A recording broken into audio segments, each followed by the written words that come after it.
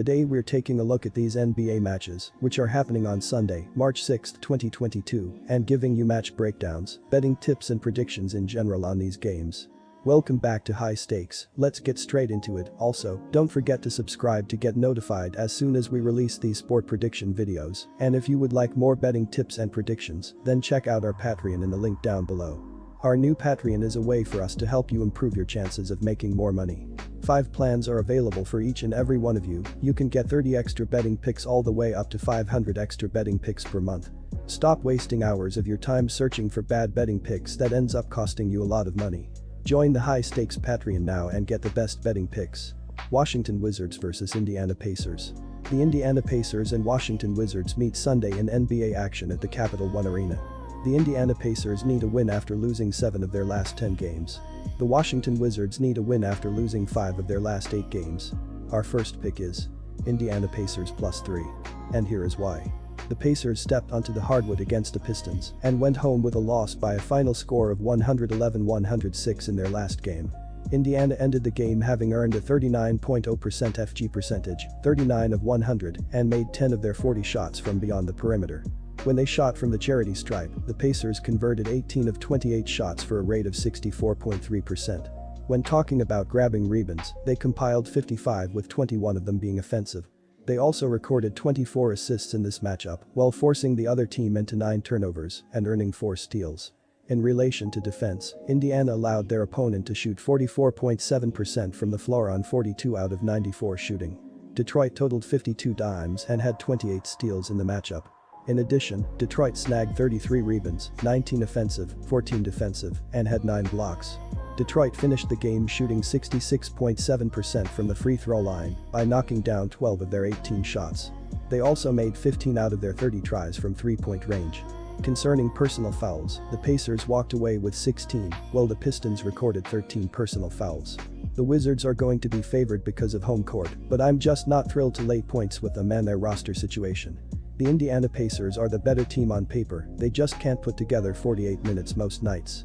The issue here is neither of these teams are good, and it's actually the Pacers who have won both meetings against the Wizards. Better options out there, but I'll grab the free bucket if forced to pick. And our second pick is over 228.5 points, and here is why. On the defensive end, the Pacers are able to force 13.1 turnovers every game while drawing 19.6 fouls. They are conceding 36.1% on three-pointers, and they are 23rd in the league in points per game allowed, 112.3. The Pacers' defense is giving up a FG percentage of 47.2%, 2,696 of 5,716, and they surrender 43.4 rebounds per game as a unit.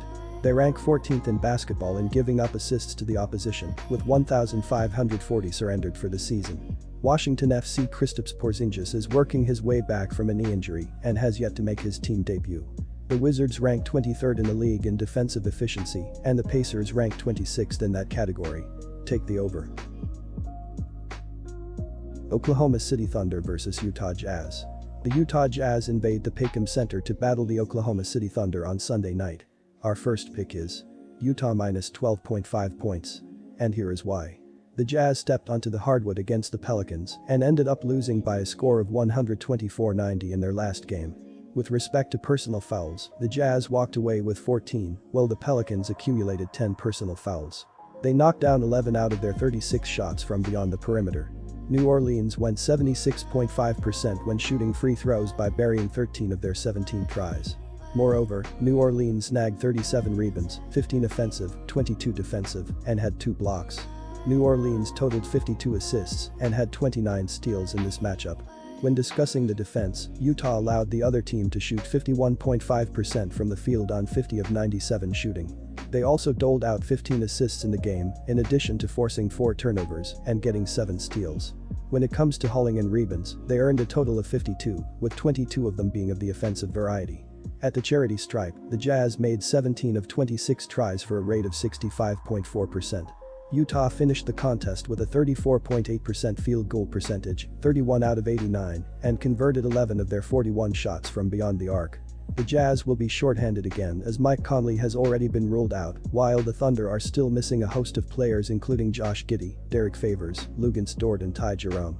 The line is quite hefty in this one, but it's just too hard to make an argument for the Thunder, who are just so short on talent with almost all their best players sidelined. The Jazz were on fire before they laid an egg against the Pelicans on Friday, so I expect them to come out firing in this one. And our second pick is over the total. And here is why. On the defensive end of the court, the Jazz are able to force 12.2 turnovers per contest, and they draw 20.2 personal fouls.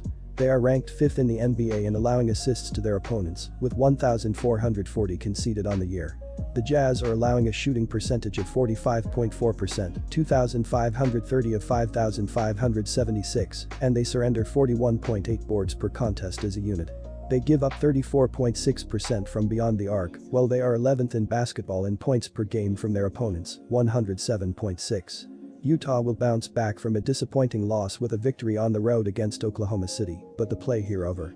The over has cashed in 4 of Utah's last 6 and in each of Oklahoma City's last 7. Oklahoma City is allowing an average of 109.2 points per game, but over the last 5 games played the Thunder are allowing an average of 124.8 points per game. Houston Rockets vs Memphis Grizzlies. The Memphis Grizzlies and Houston Rockets meet Sunday in NBA action at the Toyota Center. The Memphis Grizzlies look for a win after splitting their last 6 games. The Houston Rockets look to snap a 12-game losing streak. Our first pick is Memphis Grizzlies -11. And here is why.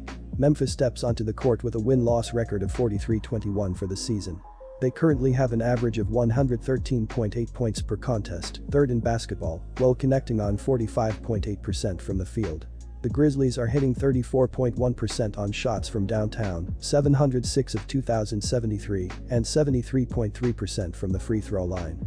As a unit, Memphis is pulling down 49.2 rebounds per contest and has accounted for 1,616 dimes for the campaign, which is 8th in the league in terms of passing. They turn it over 13.4 times per game and as a basketball team are committing 19.5 personal fouls per game. The Memphis Grizzlies may be on the end of a back-to-back, but they continue to pile up the wins and covers. The Houston Rockets aren't winning or covering, and that's with them being big underdogs most nights. The Rockets are losing their last 5 games by an average of 8.4 points, and they lose at home by an average of 7.8 points. The Grizzlies are 23-10 at TS on the road this season. I have no choice but to lay the chalk. And our second pick is over 237.5 points.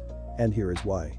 Defensively, the Grizzlies are able to force 15.0 turnovers per contest while drawing 19.5 fouls. They relinquish 35.4% on 3-point attempts, and they are 15th in the NBA in points per game allowed, 109.2. The Grizzlies' defense is giving up an opponent's shooting percentage of 45.2%, 2,562 of 5,663, and they surrender 42.9 rebounds per contest as a squad. They currently rank 24th in the NBA in giving up assists to their opponents, with 1,615 relinquished for the season. Houston G. Dennis Schroeder, ankle, has missed consecutive games and is listed as questionable for this contest. These two teams are tied for 3rd in the league in tempo, and the Rockets rank last in defensive efficiency. The over is the play. Disclaimer, no financial advice. The information on this channel is provided for education and informational purposes only, without any express or implied warranty of any kind, including warranties of accuracy, completeness, or fitness for any particular purpose. The information contained in or provided from or through this channel is not intended to be and does not constitute financial advice, investment advice, trading advice, or any other advice. The information on this channel and provided from or through this channel is general in nature and is not specific to you, the user, or anyone else. You should not make any decision, financial, investment, trading, or otherwise, based on any of the information presented on this channel without undertaking independent due diligence and consultation with a professional broker or financial advisory.